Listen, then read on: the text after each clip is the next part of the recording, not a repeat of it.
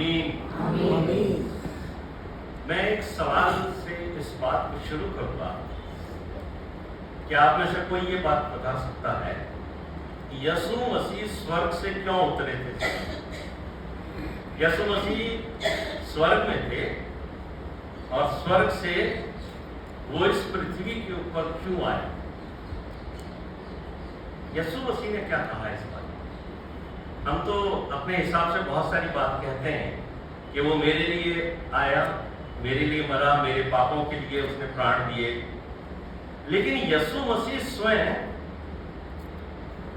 अपने बारे में क्या कहते हैं कि मैं स्वर्ग से क्यों उतरा हूं? यूहन्ना रचित सुसमाचार उसका 6वां अध्याय और उसका 38वां पद। यीशु मसीह स्वयं इस बात को मेरे और आपके सामने प्रकट करते हैं। यूहन्ना रचित सुसमाचार 6वां अध्याय उसके 38वें पद में लिखा है, क्योंकि मैं अपनी इच्छा नहीं परंतु मेरे भेजने वाले की इच्छा पूरी करने के लिए स्वर्ग से उतरा। यह है यीशु मसीह का संसार में आने का उद्देश्य, और उस उद्देश्य में मुझे और आपको पापों से छुड़ाना, अपना बलिदान देना, और जो भी बातें हम इस हफ्ते में सीखेंगे। लेकिन जो महत्वपूर्ण बात यह है, यीशु मसीह ने कहा है मैं अपनी इच्छा पूरी करने के लिए स्वर्ग से नहीं उतरा। इसके लिए उतरा हूं अपने भेजने वाले की इच्छा पूरी करने। यीशु मसीह ने अपने 3.5 वर्ष की सेवकाई में लोगों के सामने बहुत सारे चमत्कार, बहुत सारे चिन्ह दिखाए, कई आश्चर्यजनक काम उसने करे। लेकिन यीशु मसीह की हमेशा ये बात की कोशिश रहती थी कि लोग जो हैं उन चमत्कारों की और उन अद्भुत कामों की चर्चा ज्यादा ना करें। यीशु मसीह की इच्छा नहीं थी कि लोग उन चमत्कारों को या उन चंगाइयों को जो यीशु मसीह देते थे उसकी चर्चा करते रहे। आप मेरे साथ निकालिए, बाइबल का हम अध्ययन कर रहे हैं तो बाइबल से हम सीखते हैं कि यीशु मसीह ने क्या कहा। आप मेरे साथ निकालिए लूका का 8वां अध्याय उसके 54 से 56वें पद में। यहाँ पर एक आराधनालय का सरदार है याईर। उसकी 12 वर्ष की एक बेटी थी, उसकी मृत्यु हो गई थी। और आपको मालूम है ये घटना आप वर्षों से सुनते आ रहे हैं कि जब यीशु मसीह उसके घर में गए तो वो बच्ची मर चुकी थी, और यीशु मसीह ने उसके माता पिता को और अपने 2 चेलों को लेकर अंदर गए, उस बच्ची को जीवित किया। और उसके बाद क्या हुआ, जो बात वहां लिखी है कि यीशु मसीह ने उसको जिलाने के बाद उसके माता पिता को ये हुक्म दिया। यीशु मसीह ने, जीसस कमांडेड, यीशु मसीह ने आदेश दिया है किसी को ये बात तुम्हें नहीं कहनी है। यह है यीशु मसीह की इच्छा कि आप इन बातों की चर्चा मत करना। एक जगह और देख लीजिएगा, मत्ती रचित सुसमाचार उसका 8वां अध्याय उसके 4वें पद में। यहाँ एक कोढ़ी को यीशु मसीह ने ठीक किया, और जब वो ठीक हो गया यीशु मसीह ने उसे चिताया, किसी को मत कहना। यीशु मसीह नहीं चाहते हैं कि इन चंगाइयों की जो मैंने दी है उसकी चर्चा सारे संसार में हो। मत्ती रचित सुसमाचार उसका 9वां अध्याय उसके 30वें पद में यीशु मसीह ने 2 अंधों को ठीक किया। एक बार यीशु मसीह जा रहे हैं, 2 अंधे उसके पीछे पीछे चिल्लाते चिल्लाते हुए आ रहे हैं, हे दाऊद के संतान हम पर दया कर। और वो एक घर में गया और वो दोनों अंधे वहां आए तो यीशु मसीह ने उनसे पूछा, क्या तुम्हें विश्वास है कि मैं ये कर सकता हूं? यीशु मसीह हमेशा मुझसे और आपसे जानना चाहते हैं जब भी हम प्रार्थना करते हैं, क्या तुम्हें विश्वास है कि मैं ये कर सकता हूं? और उन अंधों ने क्या कहा था? हाँ प्रभु, हमें विश्वास है। तो यीशु मसीह ने कहा, जाओ, तुम्हारे विश्वास के अनुसार तुम्हारे लिए हो जाए। उनकी आंखें खुल गई। लेकिन यीशु मसीह ने उनको वहां भी चिताया, इस बात की चर्चा तुम्हें किसी को नहीं कहनी। देखिए, यीशु मसीह नहीं चाहते हैं, आज भी नहीं चाहते कि इन कामों की जो चंगाई सभाएं, आज तो प्रचारक होते, अगर उन्होंने किसी के लिए प्रार्थना कर दी, चंगा हो गया, तो वो कहते हैं कि सबको बता दीजिए, वीडियो बनाइए, भेजिए, फॉरवर्ड करिए, आज चंगाई सभाओं में बुला करके लोगों को खड़ा करके विटनेसेस दिलाई जाती हैं कि इन्होंने प्रार्थना करी और हम चंगे हो गए। लेकिन यीशु मसीह कभी नहीं चाहते थे कि लोग इस बात की चर्चा करें कि मैंने इनको शारीरिक चंगाई दी है। यीशु मसीह मेरे और आपके आत्मिक चंगाई के लिए आए। वो शारीरिक चंगाई के साथ साथ लोगों की आत्मिक चंगाई की चिंता करते हैं। तो आज भी याद रखिए कि मैं और आप कितनी भी आयु प्राप्त कर लें, हम शरीर के अंदर कभी भी चंगे नहीं होते हैं। कुछ ना कुछ समस्या बीमारी हमारे साथ जीवन भर रहती है। तो यीशु मसीह हमको यही कहते हैं कि ये समस्याएं तुम्हारे साथ भले ही रहें, लेकिन मेरा फजल तुम्हारे साथ हमेशा है, मेरा अनुग्रह है, इस कमजोरी में भी तुम मेरे साथ बने रहना। और यीशु मसीह चाहते हैं वो मेरी और आपके जीवन की आत्मिक चंगाई दे। और जब कोई व्यक्ति अपनी मिनिस्ट्री करता है, यीशु मसीह भी जब अपनी मिनिस्ट्री में आगे बढ़ रहे थे तो उसके भाइयों ने उससे एक बात की, उन्होंने तो लोगों को बताता क्यों नहीं है कि तू इतने बड़े बड़े काम करता है? भाई तू बताएगा तो तेरी चर्चा होगी, तू फेमस हो जाए। यूहन्ना रचित सुसमाचार उसके 7वें अध्याय के 4 पद में ये बात लिखी हुई है कि एक बार उसके भाइयों ने उसको क्या कहा कि तू अपने आप को जगत पर प्रकट क्यों नहीं करता? अरे प्रकट कर जगत के ऊपर तू अपने आप को। ऐसा कोई ना होगा जो प्रसिद्ध होना चाहे और छिपकर काम करे। कोई ऐसा नहीं होगा जो जगत में प्रसिद्ध होना चाहे। तो यीशु मसीह प्रसिद्धि प्राप्त करने के लिए नहीं आए थे, यीशु मसीह अपने पिता की इच्छा पूरी करने के लिए आए थे।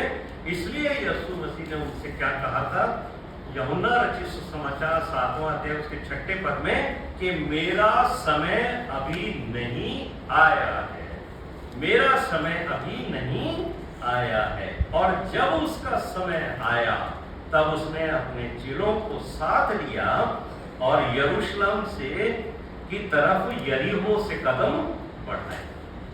यरीहो से यरूशलेम की तरफ यीशु मसीह आज के दिन निकले हैं। और मेरे प्रिय भाइयों और बहनों, यहाँ से हम आज की स्टडी के ऊपर अपना ध्यान फोकस करें। यरीहो से यरूशलेम जाना है। यरीहो समतल है, जमीन के ऊपर है, और यरूशलेम जो है वो ऊपर की तरफ है, पहाड़ी की तरफ। और बाइबल के स्कॉलर्स बताते हैं कि यरीहो से अगर यरूशलेम तक जाया जाए तो करीब 38 किलोमीटर का ये दायरा है। जो अब सड़कें वगैरह बन गई हैं, उस सड़कों पे अगर आप चल के जाएंगे या 4 व्हीलर पे तो 38 किलोमीटर है। लेकिन उस जमाने में जब यीशु मसीह थे तब ये 24 किलोमीटर यानी 15 मील की दूरी थी। और पैदल चलना है, आज के हिसाब से बहुत बढ़िया मार्ग नहीं है, खड़ी चढ़ाई है, ऊबड़ खाबड़ रास्ता है, तो उस पर चढ़ने के लिए करीब 6.5 घंटे लगते थे।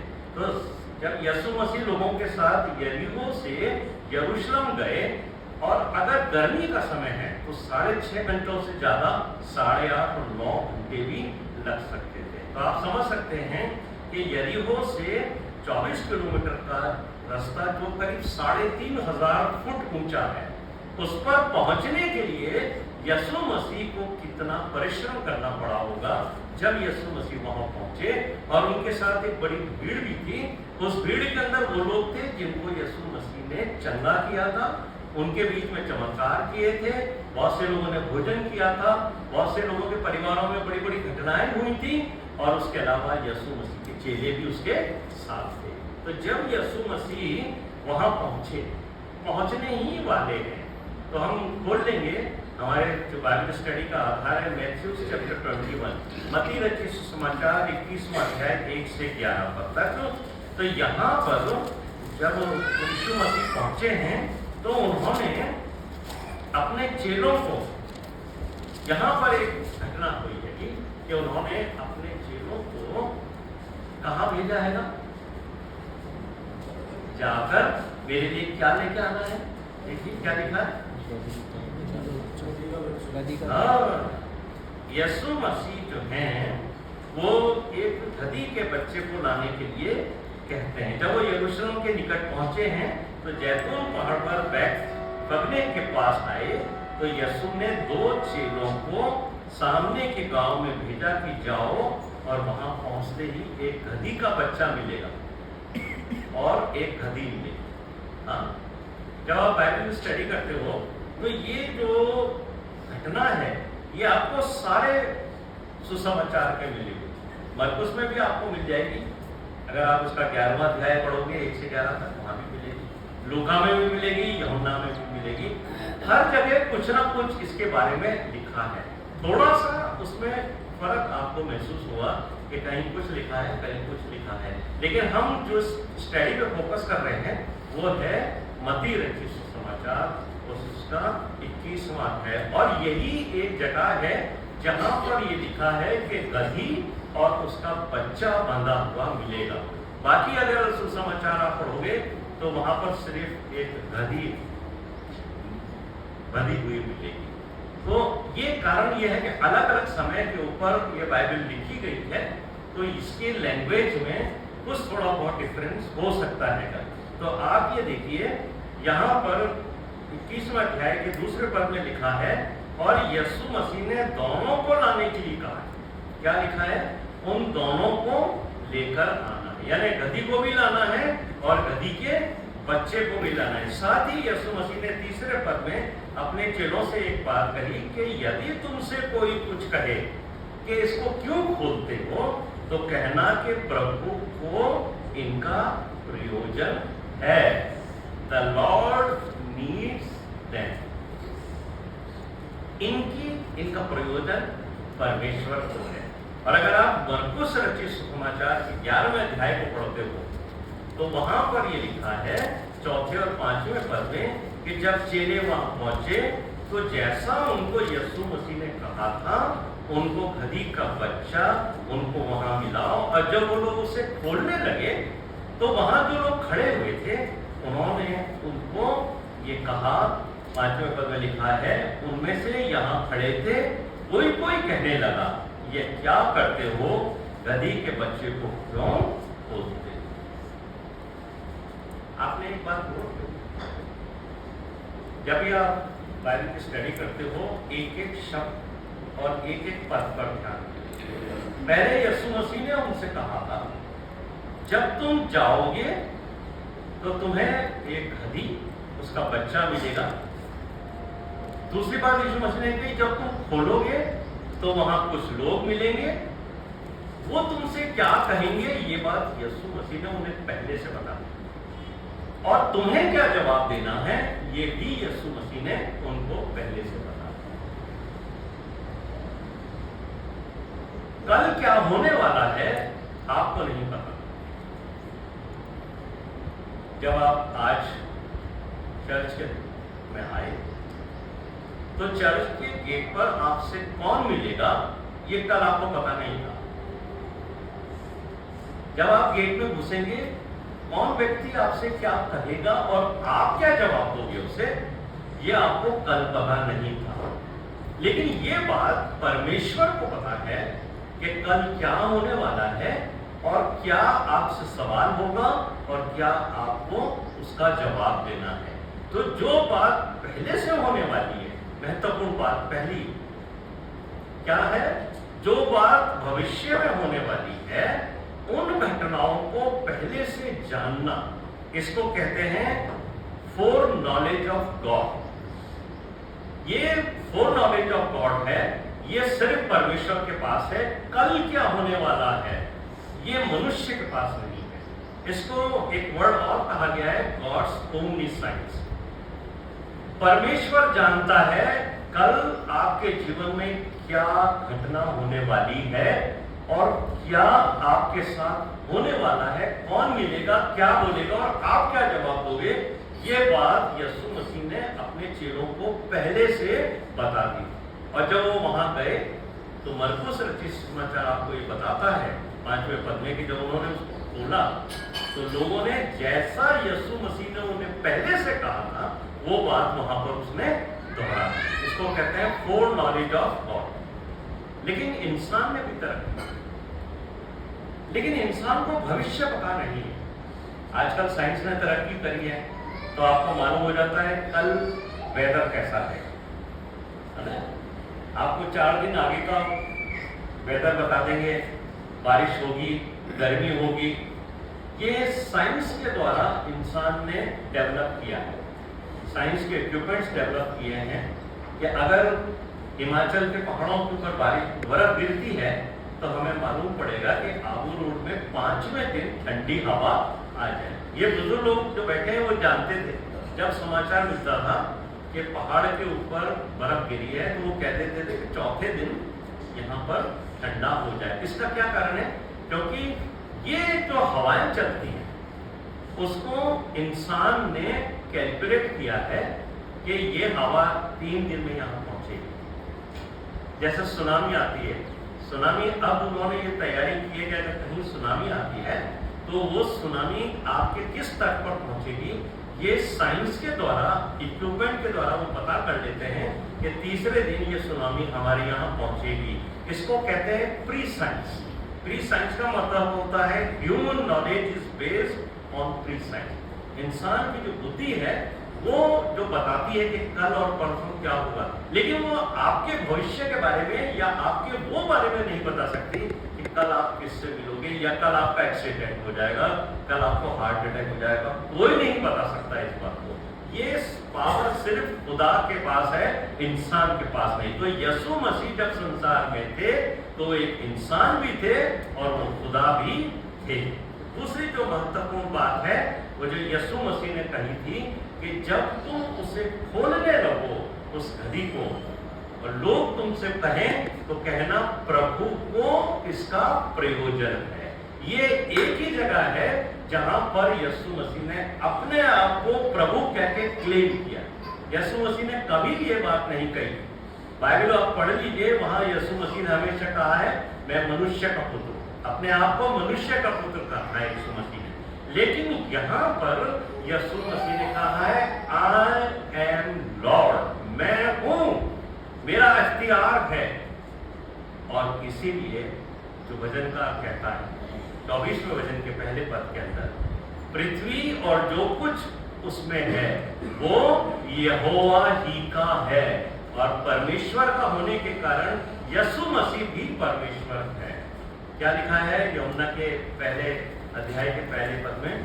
आदि में वचन था, वचन परमेश्वर के और वचन ही परमेश्वर था। और 14वें पद में लिखा है वचन देहधारी हुआ, यानी वो परमेश्वर जो शुरू से है, वो यीशु मसीह जो परमेश्वर के साथ जगत की उत्पत्ति से पहले है, वही परमेश्वर यीशु मसीह के रूप में इस संसार में देहधारी हुआ।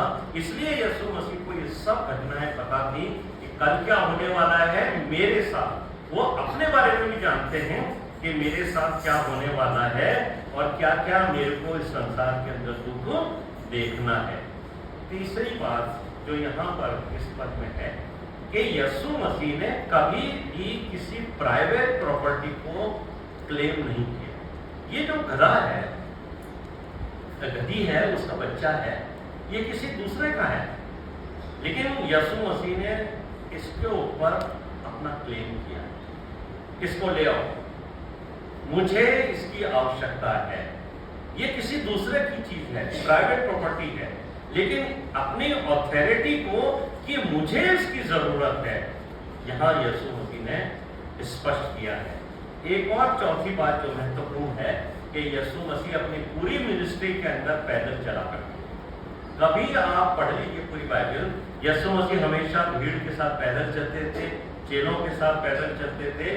लेकिन यही एक जगह है जहां पर यीशु मसीह ने एक गधे की सवारी की। और गधा इसलिए चुना गया है कि गधा नम्र है। घोड़ा जो है, उन जमाने में घोड़े पे जो सवारी करते थे वो लोग राजा होते थे या सेनापति होते थे। तो जब वो युद्ध जीत कर लौटा करते थे तो घोड़े पर आते थे। घोड़ा इस बात का सूचना देता था कि ये वीर पुरुष है जो लोगों को मार काट के और विजय प्राप्त करके लौट रहा है। यीशु मसीह का संसार में आना लोगों को नाश करना नहीं था, लोगों को मारना नहीं था। वो घोड़े पर इसीलिए नहीं बैठा क्योंकि वो उस राजा के रूप में नहीं था जो अपनी तलवार के बस के भरोसे जो है वो अपना राज्य लेके आए। लेकिन यीशु मसीह गधे के ऊपर आकर के ये बताना चाहता है कि मैं प्रिंस ऑफ पीस हूँ, मैं वो राजा हूँ जो संसार के अंदर शांति का सूचक और शांति लेकर आने वाला हूँ। ये जो 21वां पद है, 21वां अध्याय है, मत्ती का 21वां अध्याय, उसके 7वें पद के अंदर ये लिखा है, तब चेलों ने गधी और उसके बच्चे को लाकर उस पर अपने कपड़े डाले और वो उस पर बैठकर आगे बढ़ा। क्या किया है लोगों ने? अपने कपड़े, किन्होंने? चेलों। सबसे पहले चेलों ने अपने कपड़े उतार दिए ताकि यीशु मसीह उसके ऊपर बैठे, उस गधी के बच्चे के ऊपर बैठे। कई बार हमारे सामने ये विचार आता है कि मत्ती के अंदर सिर्फ ये लिखा है गधी के बच्चे के ऊपर यीशु मसीह बैठे, और उसकी गधी जो थी वो भी आई, मतलब जो बच्चा है गधी का, उसके ऊपर कभी कोई नहीं बैठा। परमेश्वर वो समर्पित जीवन चाहता है जो सिर्फ परंतु यीशु मसीह को लेकर आगे बढ़े अपने जीवन। ऐसा जीवन नहीं कि कभी कोई बैठ गया उस गधी के बच्चे पर, कभी वो उतर गया तो दूसरा बैठ गया, दूसरा उतर गया तो तीसरा बैठ गया। कल पास्टर जॉनसन साहब ने भी ये बात कही थी, आपके जीवन में सिर्फ और सिर्फ यीशु मसीह होना चाहिए, उसके अलावा कोई दूसरा देवता नहीं। इस गधी के बच्चे के ऊपर कोई नहीं बैठा था, उसकी मां पर जरूर बैठे होंगे। और जो वचन पुराने नियम में जकरिया की पुस्तक 9वें अध्याय के 9वें पद में लिखा है, हे सिय्योन बहुत ही मगन हो, हे यरूशलेम जय जयकार कर, क्योंकि तेरा राजा तेरे पास आता है, वो धर्म और उद्धार पाया हुआ है, वो दीन है, गधे पर, गधे के बच्चे पर चढ़ा आता है। और मत्ती 21:5 में यही भविष्यवाणी पूरी हुई, वो लादू के बच्चे के ऊपर बैठा आता है। हे सिय्योन की बेटी से कहो, देख तेरा राजा तेरे पास आता है। कोई नहीं बैठा उस बच्चे, लेकिन बाइबल के स्कॉलर्स कहते हैं कि वो जो गधे का बच्चा था, क्योंकि उस पर कभी कोई बैठा नहीं था, और जब यीशु मसीह के पास उसको लेके आए और यीशु मसीह उस पर बैठा और भीड़ चारों तरफ थी, तो वो गधी का बच्चा घबरा कर भाग सकता था। इसलिए जब उसकी मदर साथ में थी, उसको कॉन्फिडेंस था कि मेरी मां मेरे साथ चल रही है, और सबसे बड़ी बात जो उसको कॉन्फिडेंस था कि मेरे ऊपर परमेश्वर पुत्र बैठा हुआ है, तो उस मां के साथ साथ चलने से उसने कोई अव्यवस्था नहीं फैला। और यहाँ से हम एक बात और देखते हैं कि जो भीड़ थी उसने भी अपने कपड़े उतारे और मार्ग के अंदर बिछाना शुरू किया। तो ये बड़ी भीड़ है मिली जुली। ये जब यरूशलेम में प्रवेश कर रहे हैं तो आप सोच लीजिए कि लोगों ने कपड़े क्यों उतारे, क्यों उतार के कपड़े वहां रखे। ये इस्राएलियों की एक परंपरा थी, जिस व्यक्ति को वो राजा करके स्वीकार करते थे, जब वो चलता था तो उसके पांव के नीचे वो अपने जिस्म के कपड़े उतार कर रखते थे और उसको राजा के तरफ से स्वीकार करते थे।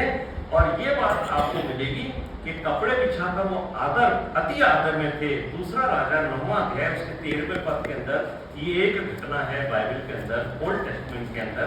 दूसरा राजा 9वां अध्याय उसके 13वें पद में कि जब येहू को राजा होने के लिए डिक्लेयर किया गया, ये उसका अभिषेक हुआ है, ये खबर लोगों को पहुंची, तो उन्होंने अपने कपड़े उतारकर उसके नीचे सीढ़ी पर बिछाए और वो चिल्लाए कि येहू राजा हो गया है। ये है उनका तरीका। ये इस बात का प्रमाण है कि हे राजा, हम तेरे वफादार हैं और हम तुझे सपोर्ट करते हैं। तो जो भीड़ थी उसने अपने कपड़े यीशु मसीह के चरणों में बिठा दिए। ये बात अलग है कि यीशु मसीह नहीं, पर वो गधी का बच्चा उसके ऊपर से चलने लगा। तो लोगों का समर्पण था और लोग जो हैं वो चिल्ला रहे थे। और क्या चिल्ला रहे थे? होसन्ना। ये जो होसन्ना वर्ड है ये बेसिकली हिब्रू फ्रेज है, और इसका जो एक्सप्रेशन है होसन्ना का वो है हेल्प। ये तो प्रेज है, और दूसरा इसके पीछे की जो भावना है होसन्ना, वो है सेव अस प्लीज, हे प्रभु हमें बचा।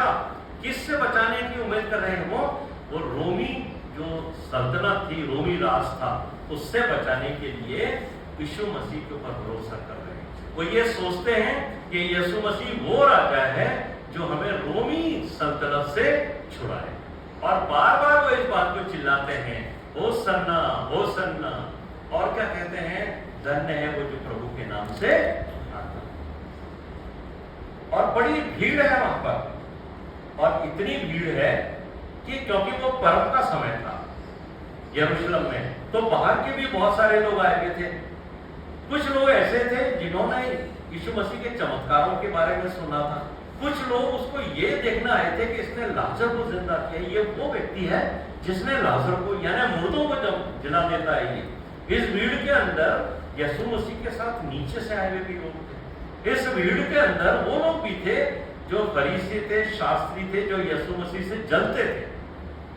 और उन्होंने जब इतने जोर से लोगों को चिल्लाते हुए सुना कि होसन्ना होसन्ना, हमारा राजा आता है, तो बहुत ही चिंतित हो गए। और अगर आप इन चारों इंजीलों को पढ़ोगे तो आपको एक जगह पढ़ा हुआ मिलेगा कि वो लोग आपस में कहने लगे कि हम कुछ नहीं कर रहे, अरे हमसे कुछ काम नहीं हो रहा है, हम इसको कंट्रोल नहीं कर पा रहे हैं। और लिखा है संसार इसके पीछे हो चला है, देखो संसार इसके पीछे हो। और उन्होंने यीशु मसीह से भी कहा कि अपने लोगों को मना कर कि ये चिल्लावे नहीं, होसन्ना के नारे ना लगाए। और यीशु मसीह ने क्या कहा उनको, यदि ये चुप रहे तो पत्थर चिल्ला होंगे। जब यीशु मसीह वहां चल रहे तो आपको लूका रचित समाचार 19वां अध्याय 41 से 44 के अंदर एक बात पढ़ने को मिली कि जब यीशु मसीह यरूशलेम के निकट आए तो वो यरूशलेम को देखकर रोने लगे। यीशु मसीह रोए, बहुत दुख हुआ। इसका कारण भी ये है कि यीशु मसीह भविष्य जानते हैं यरूशलेम का। इस यरूशलेम के साथ क्या होगा उसका भविष्य यीशु मसीह जानते हैं, इसलिए यीशु मसीह की आंख के अंदर यरूशलेम के लिए चिंता है और यीशु मसीह रो रहे हैं। और अगर आप लूका को 19वां अध्याय निकालते हो तो यहाँ पर 41वें पद के ऊपर लिखा है यरूशलेम के लिए विलाप। जब वो निकट आया तो नगर को देखकर उस पर रोया, क्या ही भला होता कि हाँ तू था इसी दिन में कुशल की बातें जानता, परंतु अब वे तेरी आंखों से छिप गई हैं, क्योंकि वे दिन तुझ पर आएंगे कि तेरे बैरी मोर्चा बांधकर तुझे घेर लेंगे और चारों ओर से तुझे दबाएंगे, तुझे और तेरे बालकों को जो तुझ में है मिट्टी में मिलाएंगे और तुझ में पत्थर भी न छोड़ेंगे, क्योंकि तूने इस अवसर को जब तुझ पर कृपा दृष्टि की गई ना पहचान। ये है कारण यीशु मसीह के रोने का उस यरूशलेम को देखकर। और ये जो घटना है ये बड़ी लंबी चौड़ी घटना है, कभी मौका मिला तो मैं इससे भी बताऊंगा आपको कि यीशु मसीह ने जो बात कही थी कि इस यरूशलेम पर एक पत्थर पर पत्थर नहीं रहेगा, यहाँ की जो बात लिखी कि तेरे बच्चों को भी वो मिट्टी में मिला देंगे, ये बड़ी दर्दनाक घटना है जो यीशु मसीह के स्वर्ग में उठाने के बाद वहां घटी। लेकिन आज हम इस बात के ऊपर ध्यान नहीं दे रहे हैं, लेकिन आज हम जिस बात के ऊपर ध्यान दे रहे हैं वो उस भीड़ के संबंध में है जिसके अंदर यीशु मसीह जिसके बीच में से जा रहे हैं। और जब ये चर्चा चल रही है, ये जोर जोर से चिल्ला रहे हैं लोग कि एक राजा आ रहा है, राजा के जैसे स्वागत हो रहा है, तो ये जो समाचार है वो पिलातुस तक भी कि यहूदियों को राजा मिल गया है। और जब पिलातुस के दिमाग कान में ये बात पड़ी कि यहूदियों को राजा मिल गया है, तो पिलातुस ने इसे रोमी साम्राज्य के खिलाफ एक थ्रेट के रूप में लिया, जिसे कहते हैं राजद्रोह के रूप में, कि ये एक व्यक्ति आ गया है जो यहूदियों की तरफ से अब हमारे खिलाफ खड़ा होगा। इसीलिए जब यीशु मसीह को उसने सलीब पर चढ़ाया था, इस आज्ञा को दी, तो उसने वहां लिखाया था यहूदियों का राजा। ये जो पिलातुस था उसकी तरफ से एक कटाक्ष था, और ये यीशु मसीह को ठट्टे में उड़ाने के लिए उसने लिखवाया था। हालांकि यहूदियों ने मना किया था कि ये मत लिख, लेकिन उसने ये इसलिए लिखवाया ताकि वो ये बता सके कि जो लोग रोमी साम्राज्य के सामना करेंगे या राजा के रूप में अपने आप को स्थापित करेंगे, उनका हर्ष यहूद, उनका समापन रोमी साम्राज्य इस तरीके से कटाक्ष है। मेरे प्रिय भाइयों और बहनों, यीशु मसीह इस भीड़ में है, उनके मन में दुख भी है, उनके मन में दर्द भी है। इस यरूशलेम को लेकर, वहां के लोगों को देखकर मैं और आप भी अगर यीशु मसीह के साथ इस भीड़ में हैं, हम वहां खड़े हैं, तो यीशु मसीह को हम देख सकते हैं, उसके विचारों को, उसके मुंह से निकले हुए शब्दों को हम सुन सकते हैं और जान सकते हैं कि यीशु मसीह की पीड़ा यहाँ से शुरू हुई है। ये जो दुख भोग सप्ताह है, उसमें आप यीशु मसीह के साथ खड़े रहोगे, उसको सुनोगे, उसको देखोगे, तब आप उसके साथ इन्वॉल्व होगे। तब एक एक दिन की घटना में आप देखोगे कि यीशु मसीह ने आखिर इस हफ्ते में क्या क्या किए, कौन सी बात उसने बोली, उसका परिणाम क्या हुआ। जब तक आप अपने आप को यीशु मसीह के साथ नहीं आओ, सम्मिलित करते हो, ये दुख भोग सप्ताह में आप यीशु मसीह के दुखों में शामिल नहीं हो।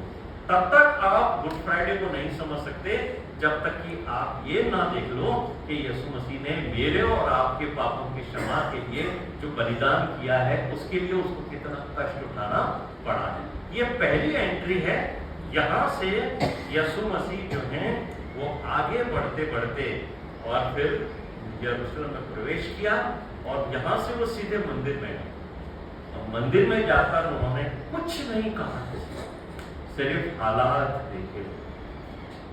चारों तरफ यीशु मसीह ने देखा कि वहां क्या हो रहा है। उसके बाद वो बैतनिया पे चले गए, क्योंकि रात हो गई। और कल सुबह यीशु मसीह मंदिर की ओर लौटे। सोमवार के दिन जब बैतनिया से यीशु मसीह मंदिर की ओर आ रहे थे, तब उनको एक अंजीर का पेड़ मिला, और आप जानते हैं कि यीशु मसीह उसमें अंजीर खाने गया। उसके बाद यीशु मसीह ने मंदिर में आकर मंदिर की सफाई।